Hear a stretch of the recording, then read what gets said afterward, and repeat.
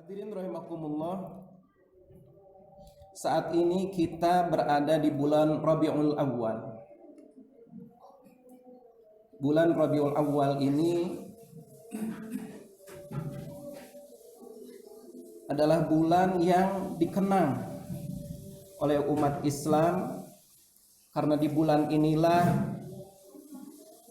telah lahir manusia yang paling mulia.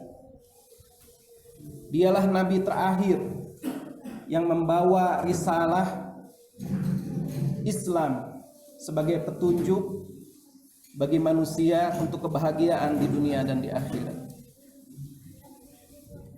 Di bulan Rabiul Awal ini Rasulullah SAW dilahirkan. Ada perbedaan pendapat di kalangan para ulama tentang kapan tepat waktunya beliau dilahirkan. Sebagian ada yang mengatakan bahwa beliau, dan ini masyhur di kalangan kaum muslimin, beliau lahir pada 12 Rabiul Awal. Sementara menurut perhitungan ahli falak yang lebih tepat adalah 9 Rabiul Awal. Wallahu a'lam. Terlepas dari perbedaan pendapat yang ada di kalangan para ulama, kita sepakat bahwa tidak ada salahnya bila di bulan ini atau bulan Rabiul Awal ini kita jadikan momentum untuk menyegarkan keimanan kita, mengingat nikmat dari Allah Subhanahu wa taala akan lahirnya seorang utusan Allah yang membawa risalah Islam, yang itu merupakan nikmat bagi kita semua. Dengan risalah Islam itulah kita mengenal iman. Dengan risalah Islam itulah kita mengetahui bagaimana al-hayatul munazzamah, kehidupan yang teratur.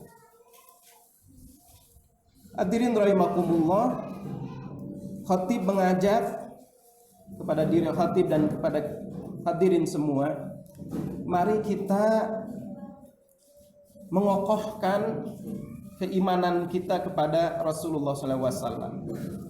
Mari kita menyegarkan tentang makna beriman kepada Muhammad sebagai utusan Allah, sebagai Rasulullah.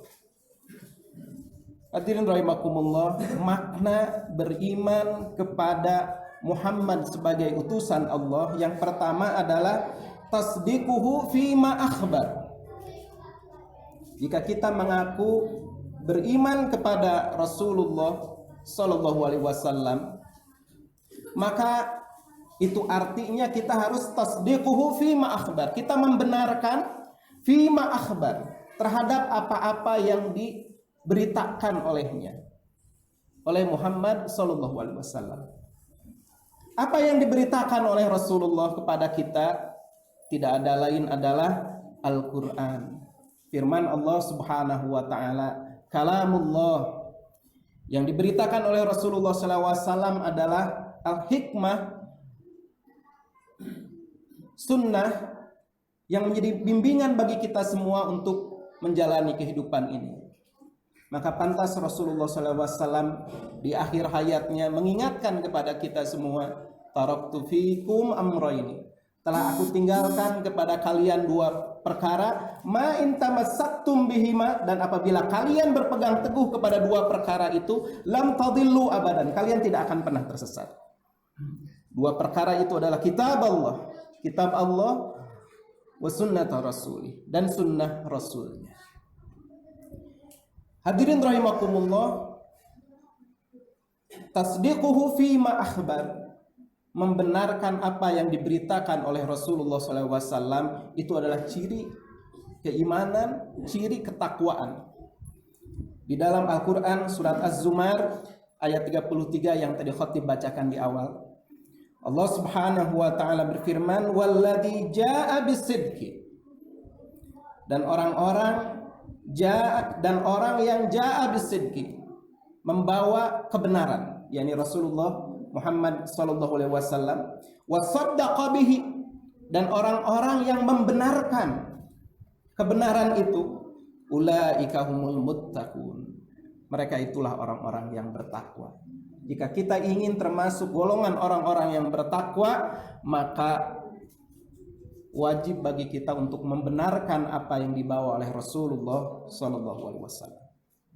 Yang kedua, hadirin rahimakumullah, makna dari beriman kepada Muhammad sebagai utusan Allah adalah ta'atuhu fi ma amar. Taat terhadap apa-apa yang diperintahkan oleh Rasulullah SAW. Di dalam Al-Quran surat Al-Ahzab ayat 36, Allah Subhanahu wa taala menegaskan, "Wa ma kana lil mu'minin wala mu'minatin," dan tidaklah layak, tidaklah pantas bagi mukmin, seorang yang beriman, seorang laki-laki yang beriman, wala mu'minatin, juga tidak pantas bagi seorang perempuan yang beriman, idza qadallahu wa rasuluhu amran, apabila Allah dan Rasulnya telah menetapkan urusan, telah menetapkan hukum, telah menetapkan aturan, telah menetapkan perintah dan larangan, ayyakuna lahumul khiyar, lalu dia mencari pilihan-pilihan lain selain apa yang telah ditetapkan oleh Allah dan Rasulnya. Hadirin rahimakumullah, oleh karena itu Allah mengingatkan, wa man ya'sillah wa rasulahu, siapa yang bermaksiat kepada Allah dan Rasulnya, faqad dhalla dhalalan mubina, maka dia telah sesat, dhalalan mubina, dengan kesesatan yang nyata.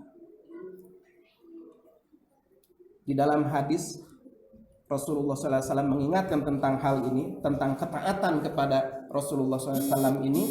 Beliau bersabda, la yu'minu ahadukum, tidaklah sempurna keimanan salah seorang di antara kalian, hatta yakuna hawahu, sampai kemudian hawanya, hawa nafsunya, keinginan yang ada di dalam dirinya, taba'an lima ji'tu bi, tunduk kepada apa yang dibawa oleh Rasulullah SAW.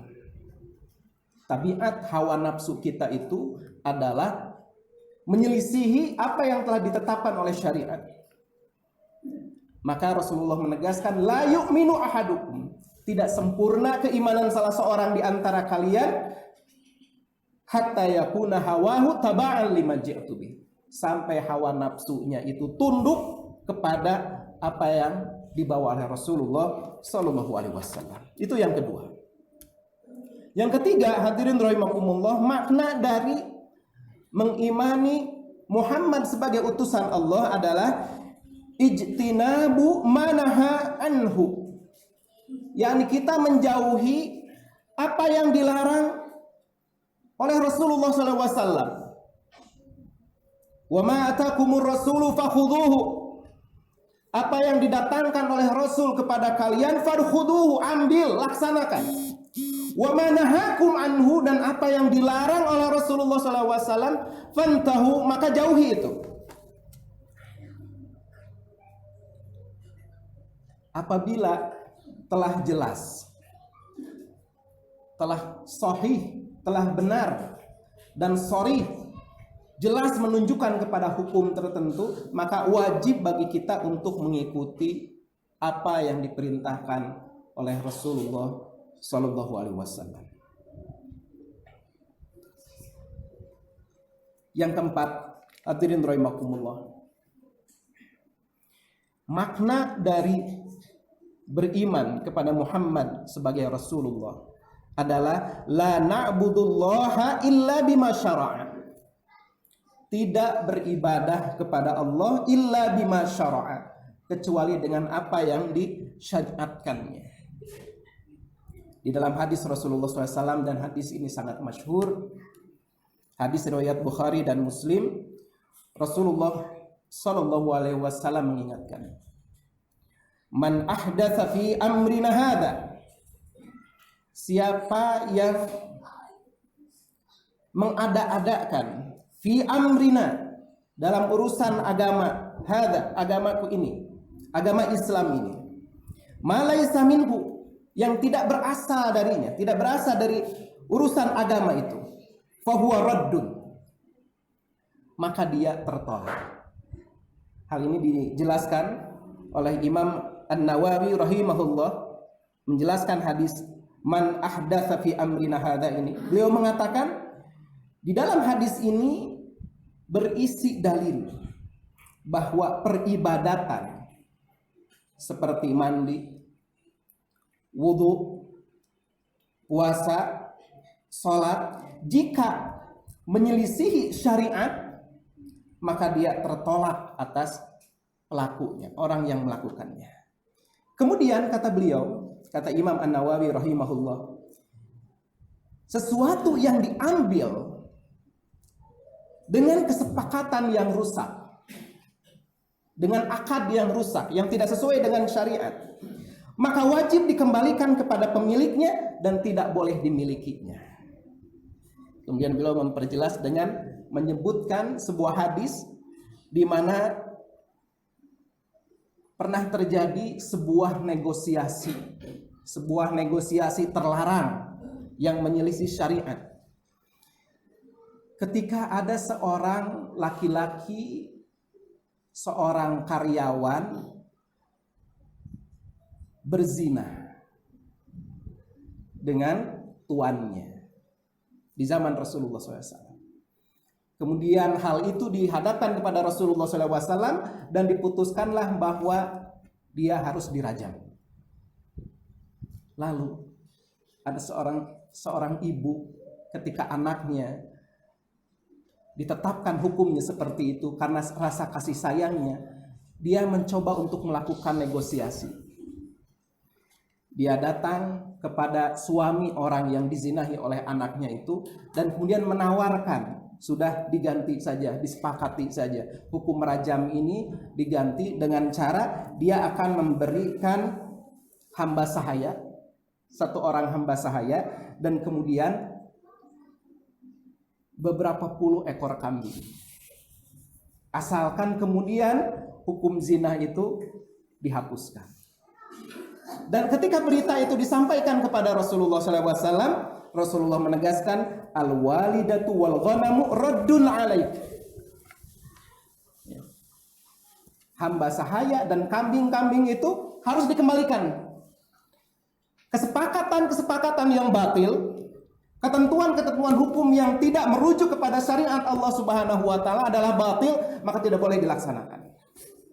Inilah penjelasan dari Imam An-Nawawi rahimahullah, dan ini menegaskan kepada kita, kalau kita beriman kepada Rasulullah Muhammad sallallahu alaihi wasallam, maka la na'budullaha illa bima syara'a. Tidaklah kita boleh beribadah, melaksanakan agama illa bima syara'a, kecuali apa yang disyariatkan oleh Allah Subhanahu wa taala. Hadirin rahimakumullah, mudah-mudahan Allah Subhanahu wa taala membimbing kita menjadi orang-orang yang benar-benar berpegang teguh kepada agama ini, dan kita mampu menjalankan ajaran Rasulullah sallallahu alaihi wasallam sebagai bukti keimanan kita kepadanya. Barakallahu li wa lakum.